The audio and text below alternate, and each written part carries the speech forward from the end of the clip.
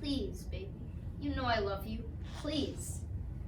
I'm gonna kill you. I'm gonna do it in the middle of the night. But I'll wake you up first. I want you to know. You locked up the knives. You locked up the knives.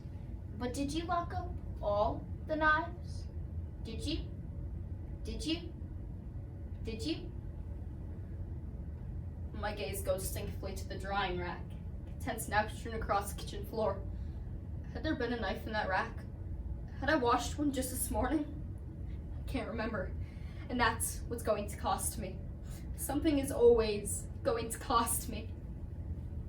I would kill you quickly, with a knife. I'll slide the blade in right here.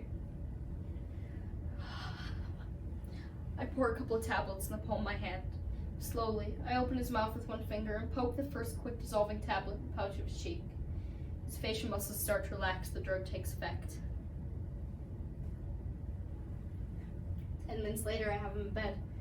Now in the silence of the aftermath, I admire the way his hair curves to one golden cowlick right above his left temple, the way his lips purse slightly into sleep, like a baby's.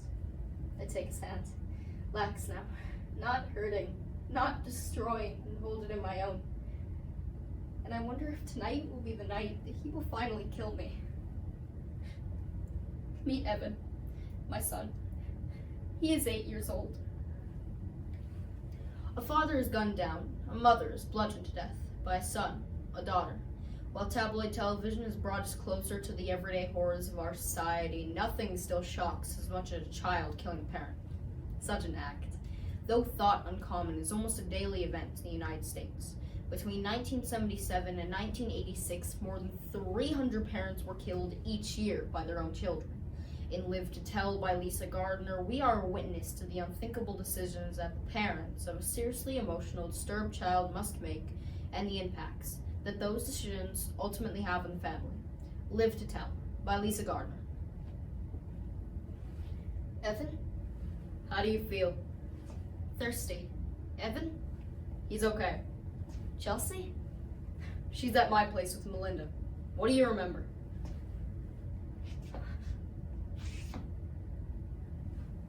The knife penetrated your life. If the EMTs hadn't gotten here in time for emergency surgery, you would have died. Evan? Do you understand me, Victoria? You would have died. He didn't mean to. Do you know why I left? Do you know why I took Chelsea and got the hell out of our home? Because I figured it was only a matter of time before I had to kill my son in order to protect my wife and daughter. And call me crazy, but I didn't want to kill Evan, damn it. I love him too, Victoria. I've always loved him too. Do you know what you've done to him? He's 8, and now has to deal with the knowledge he has stabbed his own mother, that he nearly killed you. He's just a kid, for Christ's sake. How's he supposed to handle that? With everything else going on inside his messed up head, how the hell is he ever supposed to deal with that? I thought you died. I got the call, and the way the emergency room nurse was talking, I raced all the way here, thinking you were dead. That Evan had murdered you. Then I run into the emergency room, and the police have a million questions, and the doctors have a million questions. I can't even see you! You've already been whisked away to the operating room. And Evan's shackled to a hospital bed. They've got him cuffed and everything. My son! My little boy. I had to call Darren.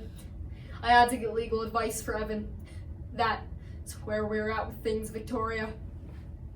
He didn't mean... Shut up! Just shut up! I don't care that you're hurt! I don't care that you almost died! I want to hurt you worse, Victoria. I want to slap you until you realize once and for all that your denial is destroying our son. Evan did mean to hurt you.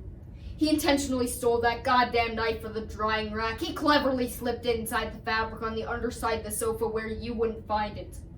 And he carefully retrieved it during an opportune moment just so he could drive it through your ribs. How do you know all that? How could you possibly know? Because he told me. He's broken. He answered my questions by route. There's no light in his eyes. He stabbed you, but he broke himself. and I don't know if we'll get him back. Sure, this is better than the institution, Vic. Did they arrest Evan? I'm sure an arrest warrant is only a matter of time. At the moment, however, given his fragile mental state, he's been hospitalized upstairs. Turns out this medical center has a lockdown pediatric psych ward on the 8th floor. Evan's now a patient. Get him out!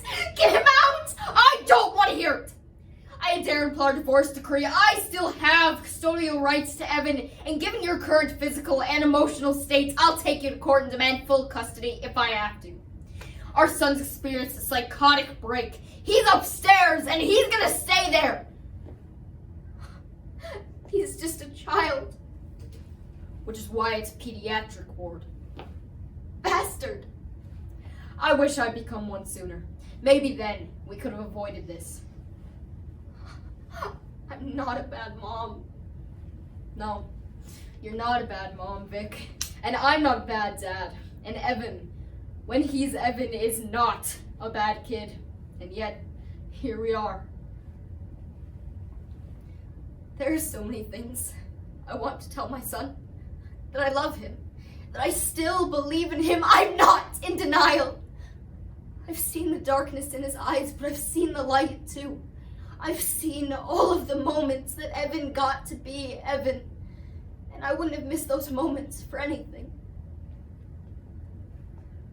You said I was lucky the EMTs got me to the hospital in time. But how did they know? Who called them? Evan. He dialed 911, told the operator he had stabbed his mother. He said that you were bleeding and needed help. He tried to save me. Maybe. Maybe not. The operator asked him what happened, and do you know what he said? He said the devil made him do it. And he said the ambulance had better come quick because the devil wasn't finished yet.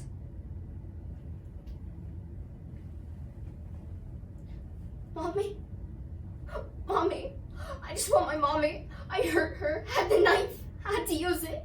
Had to. Nobody loves a boy as naughty as me. Blood sticky. Warm. I didn't know she'd bleed like that. I didn't know!